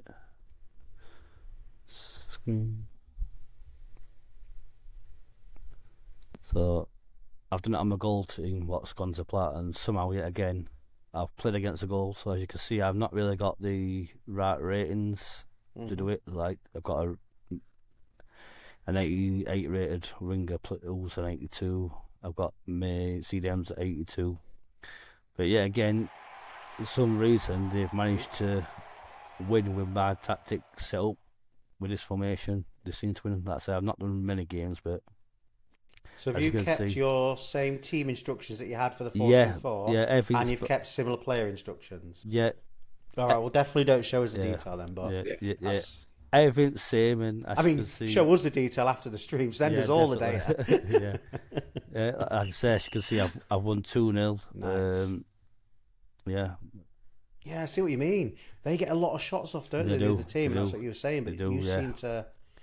But yeah, countering and getting the goal. It's like I wouldn't have thought with players getting that much of a downgrade for not being in options, I'd even win this team. If you look at that team to what I'm playing. Oh yeah, bloody hell. Wow. The ratings are completely different. I've noticed with this tactic, I'm beating teams 40 points better than me. It's like at the start of the season. You know what we need, Bruce? We need Blades and Kev on the same pod talking through tactics. Literally a tactics special is what we need. I think we gear that up at some point. I can't take all credit for tactics. Like I said, Roy does a lot of tactic running for me, and then he sends me what works. So like I say, your best man's Roy for that with tactics, but I had to give him some. I can't see Roy's credit, can I? I might want give him some credit. Yeah. Especially if he ends up watching this and then decides definitely. to not tell you any tactics stuff anymore because you've given him no credit. Yeah, but it's I'm just trying to find results. I don't know if I ever see him, but before when I was testing it, I was beating with this team. Did you do it on friendlies? Go friendlies initiate. Yeah. That's it. Load it up again. At the start of this spot's just finished anyway. Press friendlies initiate. There you go. I was beating a Meta's team who were so much better than mine, as you can see. So that was my testing with this formation, what I do, and yeah, this team, I think rated 110, man about 96, so about 1010, and somehow my team with tactics were beating this team, which I found crazy. As you can see, the stats Maybe you were would more be able to equal back stay then. up. Maybe you would be able to stay up. Maybe you're Yeah, giving up maybe too you soon. would. Maybe with these this engine, yeah. Obviously, I forgot to test the new engine, but hopefully the tactics still sort of like work, if you know what I mean. But I think you need to rematch that match on the new match engine and then pick up the result before we finish the stream. I'll do it if now, it's a good result, obviously. Yeah. Let's Cool. do it. Yeah, do it. Why not? Kick one off. Click the new max engine. Just interesting though, isn't it, to see what happens. I mean, he may have changed his default team a little bit, but Maybe, it's still interesting to see what happens. Just click for that now. I think I have to search for him, don't I, to do it. Yeah, if you go to your tactics screen rather than where you are now on the left, go in there and then do find match at the top right, and then just put his team name in, tick the box, and away you go.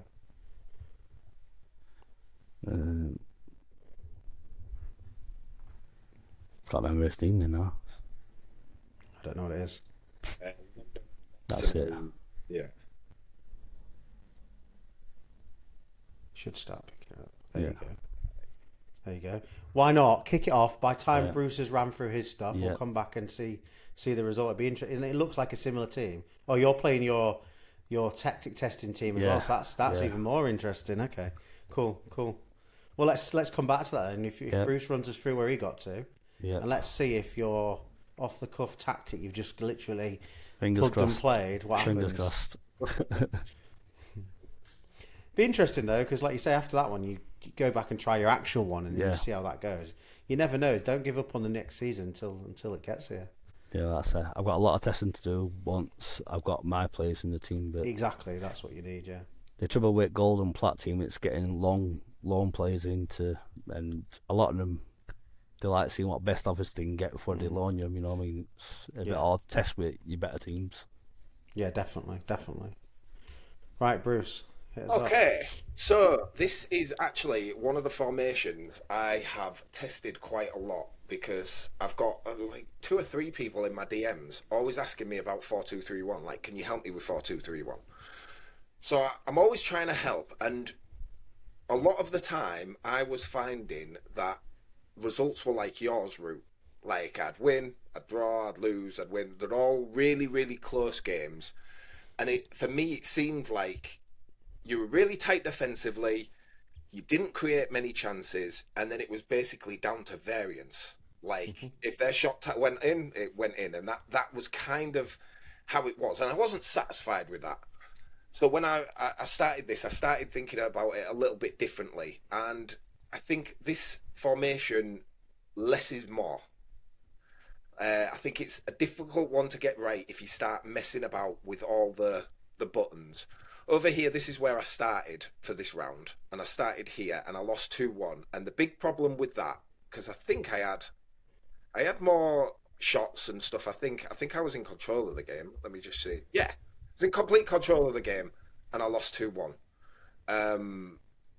So I saw the issue with it, and I just made the change, and then everything went well. I'll come here to this one, because this one I wanted to dive a bit more into, because this was a 4-3-3-A, which I thought this would be a good counter for this one. But apparently not.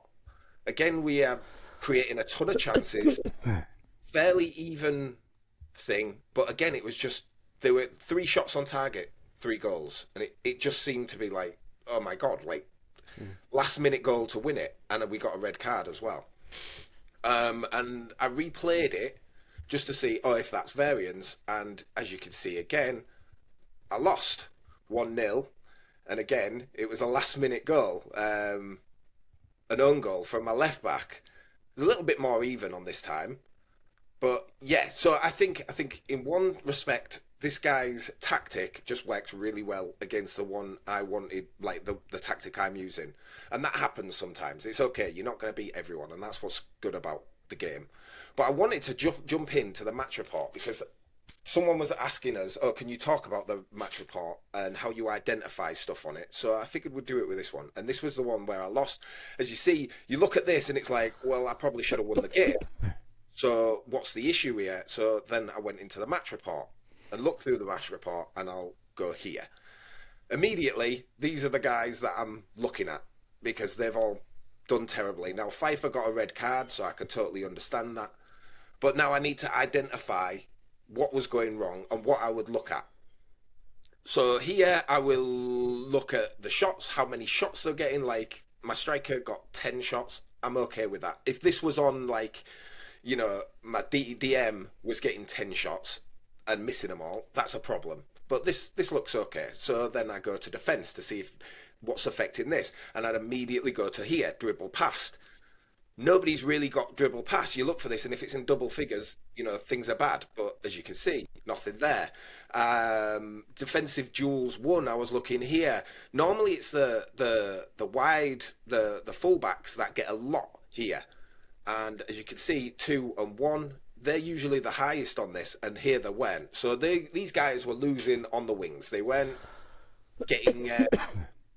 They weren't winning their defensive duels, and I think that was maybe one of the things that was the problem.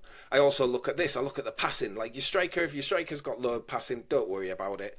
Your creative players will have low passing. Don't worry about it. But then I look for like an anomaly. Is there someone that really shouldn't, has had an absolute howler? Pfeiffer here kind of did. It's 63%. I won't be accepting that. I don't like that. So again, he's had a red card. He's also had a bad game passing. Is that just variance? In the next game, he did well. So, yeah, it was just variance. So I just put this down to, okay, it's just variance. They had 3 shots on goal. They went in. But these are the sort of things that I will look at to try and identify a problem in the tactic. In this one, I don't think there was a problem in the tactic. The problem in the tactic was my opponent's tactic was better than mine. And that's okay. But obviously we're going to get more with heat maps and shot charts and stuff that are going to tell you all way more detailed stuff. So yeah, I just wanted to cover that. I do cover it more in detail in one of my videos I do, but we were asked about that. What do we look for? And so that's the stuff I look for. So this is the 4-2-3-1 I was running with, and I'll go to the team instructions. And like I said, I found when I started getting the good results, less is more. You play with this less, it seems to get better results. And what I was finding before was where games were tight, it was low chance creation, drawing, win, draw. If I just did this, I seemed to get more consistent wins, scoring more goals. And you see the first 4, just all here. This is something I think we need to play about with. And I need to test this in when I start my proper testing, because I said at the start of season 7, like before season 7 started, and I was doing all my testing, and I said this is going to be the engine for long shots, and people are going to get mad at long shots, and I got relatively ignored, and then 2 weeks later everyone's complaining about long shots. Well, I'm going to do it again. This engine is going to be the engine of penalties, because there were so many penalties given away. Penalties after penalties. I had one game, I think I had 3 penalties in it, 2 for me and 1 for them. And I think it's not penalties have gone up. I think dribbling has become even more effective. Like it's actually doing something, and players are getting into the box and just dribbling around and getting fouled. And I think that's going to cause a lot of problems for a lot of people. They might change it, they might balance it up or something. But I'm telling you right now, if they don't change it, Season 9 is going to be the engine for penalties, and a lot of people are going to get really mad at it. We look down here. I brought this team depth down here to 30% because my centre-backs aren't super fast. I wanted more compact because I love the middle of the field being tight. If you're going to beat me, you're going to beat me on the wings. Standard instructions here that I usually go with. And then we'll go to, what have I done? I just clicked the wrong button. We'll go to individual instructions. I think defenders, goalkeepers are the same as usual. I got him to dribble a little bit more. I put him on balanced. Wait, hold on. Oh, yeah, because I had them on more offensive. I've got it on more offensive. So I had them on balanced. My DMs, who aren't really full-time DMs, I put him on more defensive and just that. The other one, who's a slightly better passer, but I left him on more defensive. I thought I'd put him on risky, but obviously I haven't. But I had him more defensive. I want him really sitting back. I didn't put any low freedom on him, just let him do the thing. They break up the play. Wide players did nothing. This guy, I put him more often, and Risky, I did have him on high freedom, and that was the first game that I mentioned where I lost 2-1. And I saw the problem. And the problem was I was playing with two strikers. When I put him on high positional freedom, I had two strikers. And then in the middle of the pitch, there was no one there because the DMs were sat back. So if it goes in, the cam and the striker are both in the box. And then if it comes out, there's no one there to collect it. So I took that off and it worked really well. And then my striker, I put him on high positional freedom and take more long shots. And that's it. Like I said, when you question. Yeah. Sorry. Like, I just first thing on the cam, that's good because when you're playing against a weaker team, I always have my cam free, and when I'm on not against a tougher team, I don't. Striker wise, how does it work then when he's on high freedom? Do you not? Does he actually? So what does he do? So this is the thing. This is why it's good to have it on the striker in a one striker formation because this guy can get super isolated. He can get really, really isolated. And what happens is when you put him on high positional freedom, he'll make his runs forward, which is what a lot of people use it for, but he'll also come back. But when a player comes back, another player will fill his position. So maybe, if the left mid's complete, he'll come back here, the left mid will move into the striker position. And that's like automatic. That just happens. The players will generally fit their shape. If someone goes off into the middle, another player will usually come out wide, and it's you see it when like a left back gets sent off. Yeah. The rest of the game, this left DM will come down here and basically play left back for the rest of the game, and another guy will come down here. So that's why I put the striker on high positional freedom because then he's not isolated. If he drops back here, someone else will come up here, and then he'll go back up into his striker position, and he's not isolated anymore. And I've still got bodies back here. So that's why I do that for that. But I wouldn't do this in a two-striker formation. I wouldn't do that. But in a one-striker, when they're isolated, I think you kind of need it. Because if you're not playing direct as well, then you need bodies with him. And if you don't put him on high freedom, everybody just seems to sit here in a line. And like I said, I tried it with the cam, having him on high freedom as well, because he was pushing up in there. And you think, oh, that's good. But then the other problem was there was no one here. Yeah. Because the DMs weren't coming up because they were set to more defensive, so they weren't coming up to the cam spot. So it was causing the issue there. But I liked it. Like I said, when I've been testing it at least 2 seasons now, because people always ask me about it, and I want to give them good answers. And I had mixed results with it. I was like, I don't like this, and then it just seemed to click when we came to test it here for Tactics Corner. Obviously, this one was the bad against the same team, but these were just all in control, scoring plenty of goals, whereas before I didn't see any of that. It was we were solid, we weren't conceding, we also weren't scored. It was a lot of 1-0s, 1-1, losing 1-0 and stuff like that. So it seemed to work, and I was like, this is a good one to probably use on this engine. It seems like a strong formation on this new engine, but again, we said it a couple of weeks ago, 4-3-3-A is very easy to get right. This, I think, is very easy to get wrong. It's the exact opposite, and just do less. I barely touched anything like on the team instructions. Do less, and it seems to work better. And I love these section because I think everybody that watches it, a lot of people tune in for this because two completely set up different formations will obviously work in different ways, but you can get similar results or not. And I think I always love your insight into stuff, so it's good. I really enjoy it. Cool. Awesome. Right, I think we're going to combine the next couple of sections together, and then we've got a couple of announcements I think we can probably make as well, which are quite exciting. And you'll have to be sworn to secrecy, Blades, on one or two of this inside information. Yeah, which I'll come on to, but we'll do that. So I've just said that match that is tested. Oh yeah, sorry, yeah. Yeah, sure. So let's show it on 1 minute. I actually won it. No way. Yeah, I actually won it. So we're going to need your tactics when this is Absolutely. Yeah, I think I've got no formation for next season. Yeah, wow. Because I'm testing it with my current 4-2-4 and I'm getting smashed. But yeah, so the 4-2-3-1 seems really strong. I'll take it with a pinch of salt. It's only one match, but yeah, but yeah, that stat is impressive though.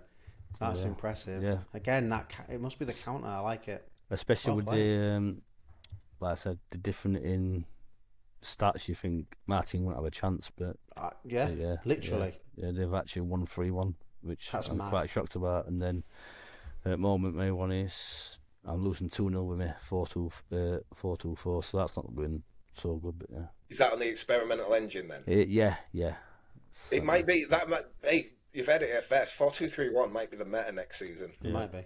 I'm just going to play 4-1-2-1-2 now until it becomes the meta. That's all I'm going to do. saying that, Right. I've just scored one back in this one. All right. Yeah, so this is my 4-2-4-1. As you can see, I'm conceding too many shots to him. Yeah. But that's to be expected because of all that space in the middle that they're going to go through. But it doesn't matter how you win a game, it's just getting that one extra 3 goal. points in it. Exactly. Yeah, that's it. You just getting points on board, get your eye up in it. Yeah. That's sort of all that. But yeah. Well, let us know what this score ends up then when the match finishes. I will do, Definitely let us mate. know I what will ends do. up. Yeah, so what we'll do, Bruce, is we'll do progression spotlight, but we'll also at the same time do the common to rare or more as well of the season. And Adam can't win. oh no, Adam can't win. hence why we're not missing the section. It's the end of season where we decide who's won, and he's not here. I don't think he's realised as well. I don't think he realised in the clause that if you don't turn up for the last one of the season, you can't win. You can't win, but you get deducted a point.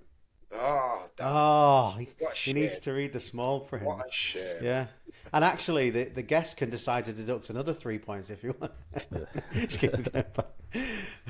I'm actually really, really interested to see your agency for this, for the progression. Yes. I imagine yours is going to be a lot different to ours. Yeah. Well, we'll see. I mean, I have sold a lot of players, which is obviously, but then we'll see some of them in Adams, in Big Mr. K. So should be all right. So I'll share them both out. When I share my screen, is probably the best way to do it. Do you want to do mine first then, and then? Don't show Adams. No. No. Okay, fine. Let's not show it then. It's like that old Top Gear thing, isn't it? Minus 3,000 points for not turning up. 3,000 points. So, yeah, this is how mine's gone then. So, +4s, +3s, loads of +2s, +1s. Yeah, loads of +1s.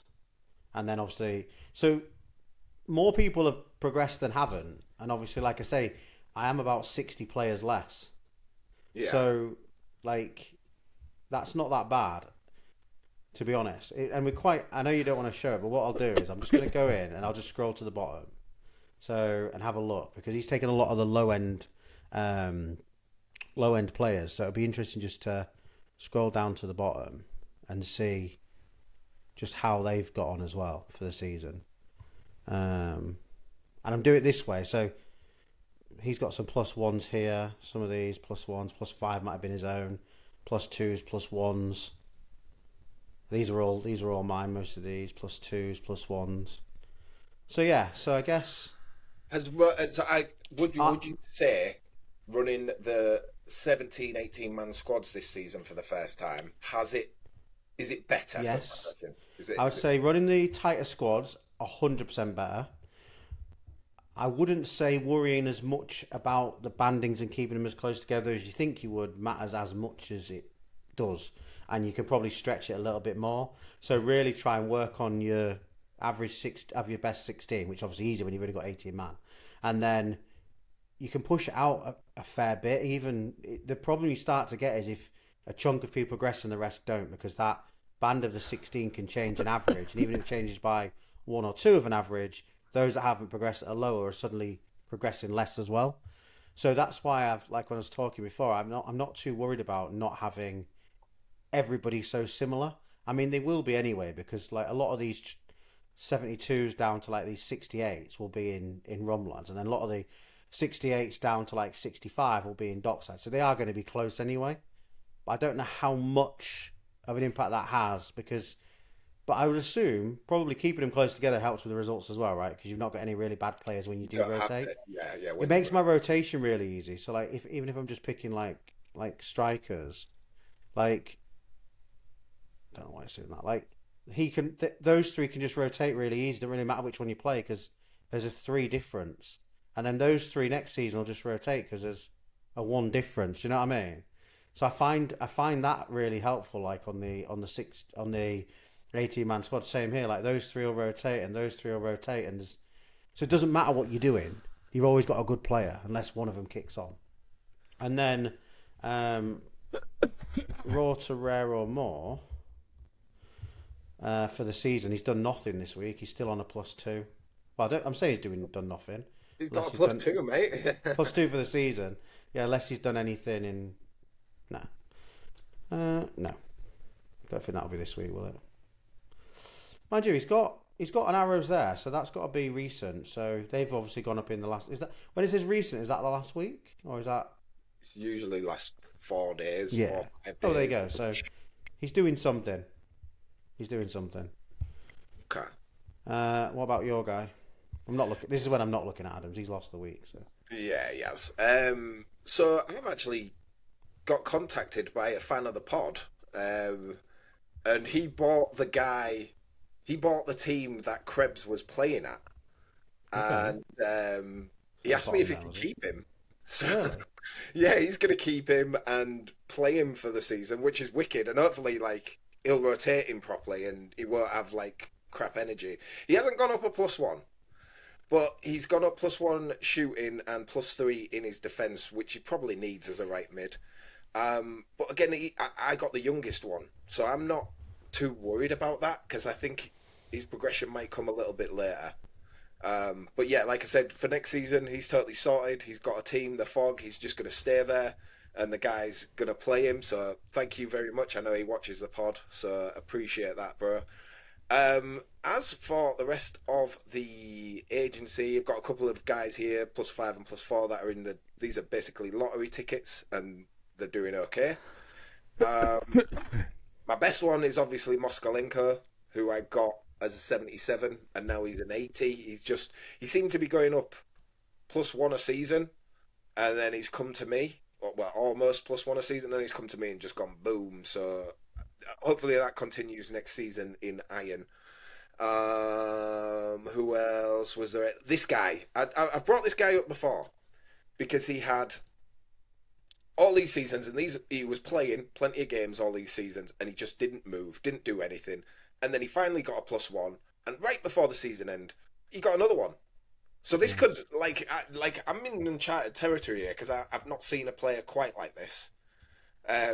He is getting on a bit. He's 27, so obviously his prime age is coming up if it's not already here. But the fact that he had this massive flat line and then suddenly in one season he's gone up +2 and plus he's absolutely balled out this season because for a left back, there you go, 6 goals and 5 assists. Wow, which is just he was getting forward and getting in the box and just banging the goals in. So like, yeah, I was pretty pleased with him. But yeah, no rocket. I've still got my Lego watch on Sandberg here. Who? Oh, does anybody think this guy looks like a little bit like Jimbo? Because I think that looks like Jimbo in an Ipswich kit. Yeah. He'll love that. Yeah, Jimbo. It's like Jimbo in an Ipswich kit to me. I tell you what, is that your review of your players done? Yes, yeah, that's the one I've done. We'll jump to you, Blaze, if you want to show something. Before we do, Yeah. Remember last season, Bruce, I showed you that Massaro guy I got, which went from a 52 to a 62. Yeah, across across a season and a half. Nothing, just dead. Nothing. When I say nothing, I mean not even +1s on things. Yeah, it's weird, isn't it? Like, and he's only 24. What's he doing? And he was playing in Dockside, so he's still playing a decent team. Monkey's mentioned something about this. I've seen Monkey talk about this before. He says he's noticed when players get to like 24, 25, they sort of flatline and then they go again. So maybe that's what's happened. Yeah. Maybe see what happens with him next year then. Yeah. Blaze, is there anyone you want to show on your team that you've got any good progression this season? Yeah, I'll load it up.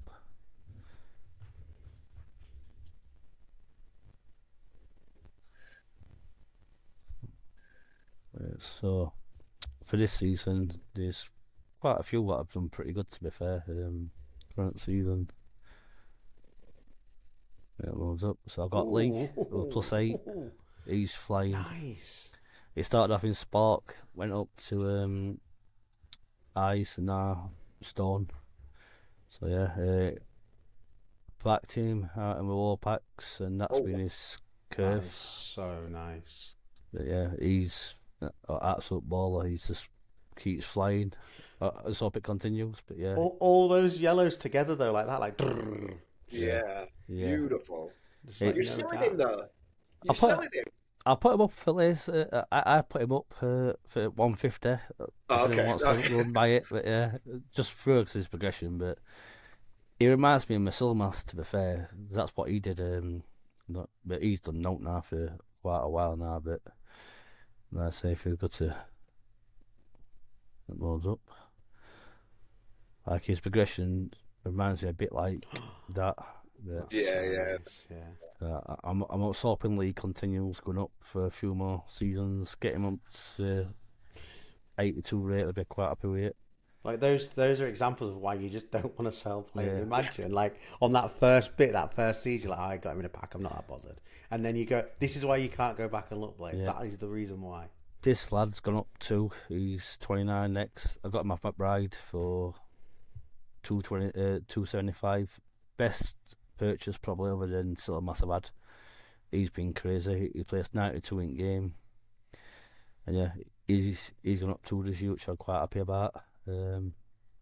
Got quite a few lads +4s, +3s, but yeah, Lee's the main one for me this year. But yeah, +8 is good. That is good. I wanted to ask you, because you've been around a while as well, and it was a topic a couple of weeks ago that people were talking about as like progression this season seems to have been taken down a notch. Now at the end of the season, and I've looked at my overall progression and it seems to be about the same, but did you have a similar thing where you thought like progression, did it feel like it'd gone down a notch? Or yeah, compared to previous seasons, I'd say so. Yeah, for me, I've noticed I'm not getting as much progression as I were previous seasons. That's something they've changed, or whether it's just my players getting older, which affects obviously progression. But I've noticed this season I've not had as much as I like, especially with agents. I've got like almost 600 players. I'd expect to get some days we're getting 1 upgrade, if that, 2 upgrades, and you think for agency with 500 odd players, you think you get quite a. Would you normally get? Yeah, previous 2 seasons I've had crazy progression over the last 2 seasons with players. Been this year's been a bit more steady, I'll say. Now maybe I just got lucky at previous 2 seasons. Maybe next year I don't know, but yeah. For my agency, I found it's been a bit more slower this year for progression. Still a +8 though on a player. You can't grumble with that. I mean, you can make us feel sorry for you there, mate, which we almost did. But when we're looking at +8 and our best ones were like +4, no thanks. He did it in his first season. I think he did +7 or +9 in his first season. So he went from 55 on that graph, that was great.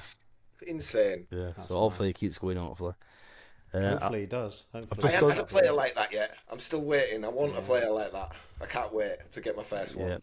Maybe my 4-2 4's not quite dead yet. So I've just done a rematch after losing 3-1. I just beat him 2-1. I'll show that off. So, oops.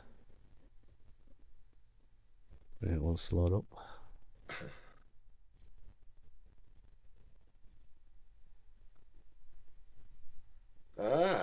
See, it's not too bad. So maybe it's maybe it's not quite dead yet. This match are complete different. Better team. Yeah. Interesting. Yeah, you're gonna have to. This is when you start getting in the rematch cycle, and before you know it, it's like midnight. Yeah, that's it. Literally, that's literally what will happen. Awesome. Right, I think we're almost into wrap-up stage. So, what we'll do is. Thanks for coming on, Blaze. We've got a little bit more to do. No, it's really been really good to have you. When we finish, just stay on once Bruce stops recording. We've got a couple of things just to announce, Bruce is going to announce one first. It's really exciting, and then I'll announce the other one. And Bruce's one you can sing about if you want to. That's fine. And then the one I announce, it's top secret. Yeah. Until the pod goes out, obviously. Yeah. Well, the pod will come out on the day it's announced, so it's I'll explain. fine. I'll explain it. Yeah. So Bruce, you're up first. I don't know if you want to share anything as well or not. I No? don't have anything to share right now, but Ron John got in contact with me, Fortress Agency, and he was like, "Really a big fan of your pod. I've got a really good idea for you.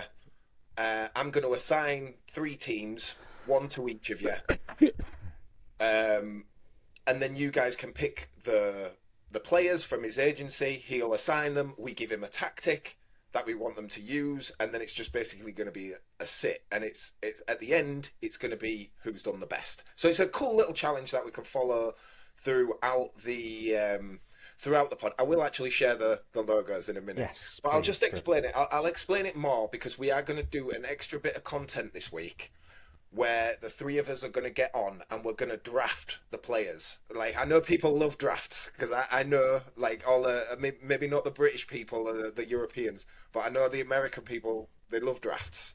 And so we're going to have a draft and draft all the players into the team. The rules are Ron John picked we decided Ron John should pick the formation, and he's decided to choose a 4-1-2-1-2. We have to use that formation. At mid-season, we're allowed to make a tactical change, but that's it. That's the only change we can make. The players are just going to be auto-rotated all the way through. And yeah, at the end of the season, see who's done the best. They're all going to be ice teams, and I'm just going to share you because at first we were going to go with he said he was cool with us, rebranding the clubs and stuff. And I thought he'd want us to be a little bit more serious. But he was quite happy with us to be a bit banter, do a bit of banter. So we've come up with the 3 teams. This one is going to be Mr. K's team, Funny Man MFC. Well, he thinks he is. And so he's going to be taking over that team. They have just been relegated to ice. Then we've got Root, who is GOF MFC, which is actually Grumpy Old Fart, because obviously he's the senior member of the pod. And we thought that would be the perfect one. Again, another stone team going down to ice. And then the final one is this one, which is Silver Fox MFC, which these 2 twats decided and thought it would be funny. That's the logo for that one. Again, stone down into ice. And we have got a band of the players we can choose are between 65 and 69, and that's our limit. And like I said, I think we're aiming to have it out by Friday. We're doing the draft tomorrow. Yep. Monday, but we're aiming for Thursday, Friday to bring, because we just think it'd be an extra cool bit of content to have the draft, and then we'll follow it throughout the weeks with the pod. And yeah, just some extra cool stuff. And again, big shout out to Ron John for doing it, because it was such a cool idea and just letting us do. I mean, he's got so many bloody clubs. He's probably happy for people to to just do it for him, so he doesn't have to think about it. So, and then I think then Ron John's going to come on. Probably he might come on mid-season when we do the draft bit again, and then at the end, right? We're hoping he's going to be on for the draft if he can finish work. Then he's going to be on the draft with us, and when we draft, he can sign the players. We're hoping. He's still not given full confirmation on that yet. But then, obviously, on the end, we'll have to have Ron John on to talk over, because he said something about there'll be like possible pack prizes or something for the winners. So yeah, really, really cool piece of content and a challenge. And again, just showing what this community is like, because honestly, like, you didn't have to do that. It's pretty cool, giving us something extra to do. And yeah, so look out for that. That'll be coming later on in the week, if you love drafts. So yeah. Perfect. Be interesting just to watch that. Like, if you're not a fan of pods, it'd be interesting to watch that as it's like me back in the day when I used to watch YouTubers like Two Sync and Nep and A9 Skills with their things. It's similar to that, isn't it? Where you're drafting your places. It'd be interesting to watch. Yeah, it'd be interesting. Like for neutral, and see how it goes, see how the draft goes, see how we feel it out, and then if it works, and which I'm sure it will, then hopefully Ron John's up for doing something again. And like you say, it's one of those things as you grow, right? So at the minute we're a pod, we came on, and our episodes are getting longer each time, and obviously we're coming up to 2 hours again now, and we keep promising we're going to get to an hour and a half, but I think the good thing is as we start getting those contents like the drafts, you can kind of like, time permitting, span out, so you could have a pod, and then we could do some fun draft stuff on another night. And if Adam's missus allows him to do it, then there's a good chance we could do it. Fun though. Yeah, he's got to get from under the thumb.